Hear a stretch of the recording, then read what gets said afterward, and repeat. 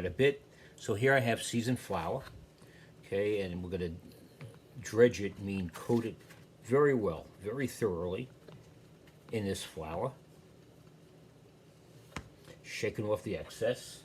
Then we're going to proceed to my egg wash. I got like 2 eggs and about a quarter cup of milk in here. And you notice that I'm going to keep one hand dry, okay, because this is going to apply the breadcrumbs as a third stage in this procedure. And by the way, this is what we would call the standard breading procedure. So, we thoroughly coat our stuffed cutlet in the egg wash. Again, let the excess drip off. Then we'll put it in our breadcrumbs. And, you know, once again, a lot of different takes on this. Some people, what they'll like to do is, and again, this is very traditional. They'll grind up some pretzels and use that to augment the breadcrumbs, so just use totally ground pretzels as the breading component.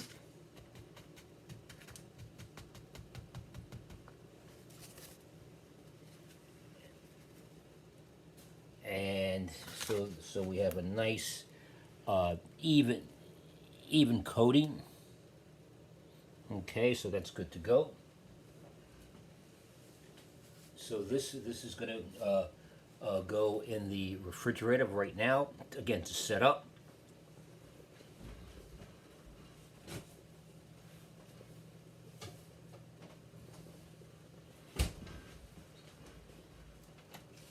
And again, this particular stage of coating the meat with breading, that could definitely be done a few hours in advance. Another option is to bread it even like a day or so ahead, and then wrap them up well and freeze them. And then when you take them out the day you're going to cook them, you let them defrost a little bit, okay?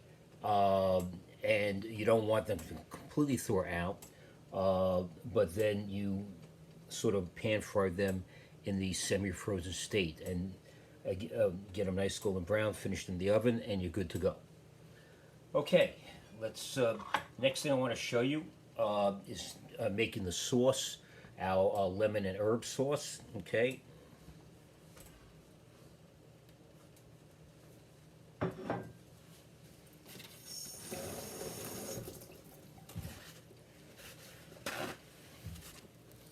So what I have here, okay, I have my chicken broth, okay, I got a bay leaf in there.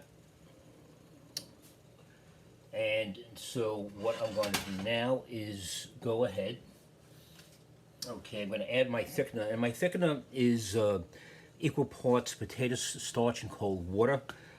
Essentially, starch and cold water creates a thickening agent known as a slurry. And again, as I may have said before, potato starch is a very European, specifically very Central European method of thickening. So instead of using cornstarch, instead of using a roux, we use this solution of potato starch and cold water. You can use wine in addition as well. Okay, so I'm going to get this going towards a simmer. And this is a very strong starch. This really thickens things up. You don't really have to add all that much to get the desired effect.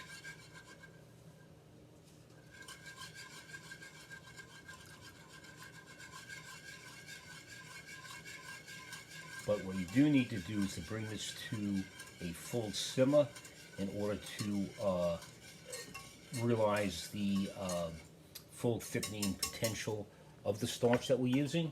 I'm going to probably just add a little bit more. Okay, and I'll just show you.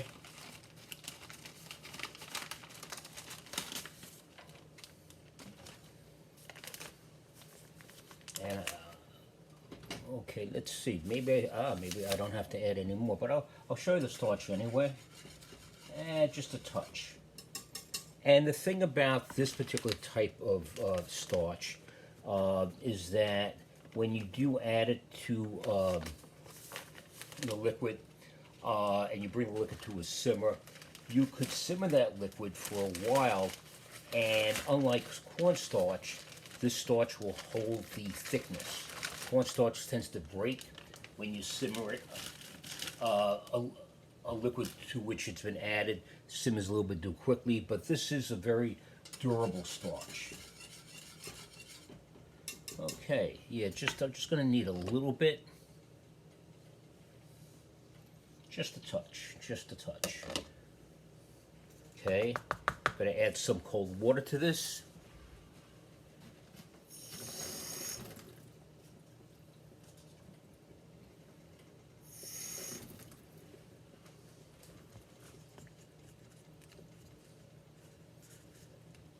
And just momentarily take it off the fire.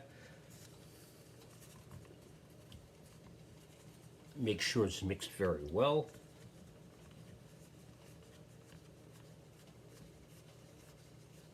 Okay, and basically kind of get it almost to the consistency of paint. That's kind of what I'm looking for.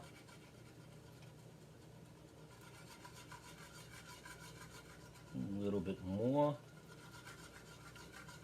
Okay.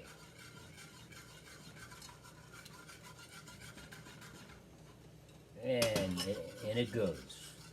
All right, so at this point, what we're going to do is proceed. I'm going to add a little touch of lemon.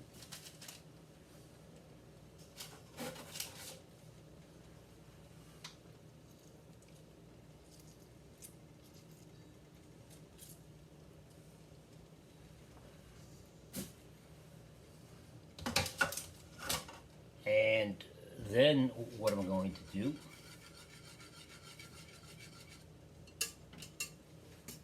I'm going to take a ladle, and I have some Dijon mustard in here. I'm going to add a little bit of the sauce to the mustard to sort of dissolve it.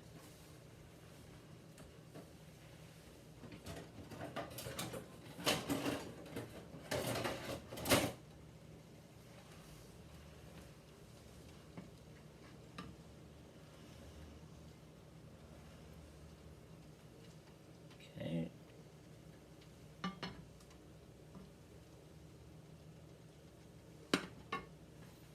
And this makes for like a very translucent sauce, almost like a glaze.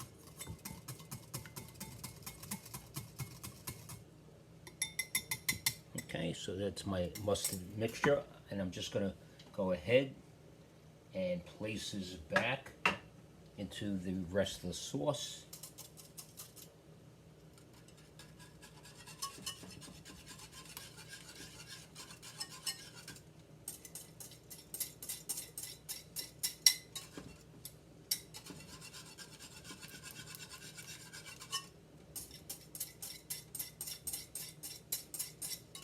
Okay, so nicely amalgamated in there.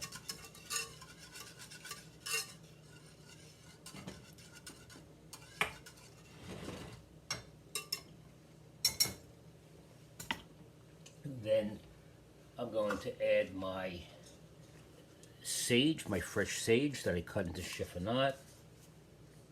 Pork and sage, go quite well together. Could add rosemary, could add thyme. But sage and rosemary, got to be careful. They're very pungent, very strong. And the last thing I'm going to do is I'm going to just add a little bit of butter for shine and richness.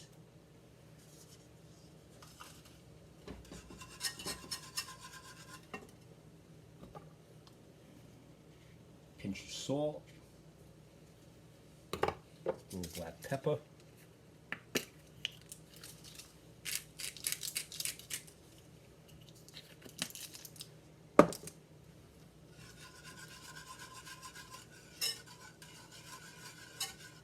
and there we have it.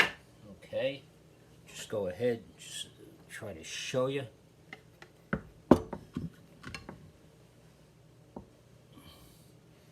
Okay. So, you know, nice, what we call nappe consistency. And now we're good to go. Next, we're going to put everything together. I'm going to show you how to make the spetzel, pan fry the cutlet, and present the dish. See you in a bit.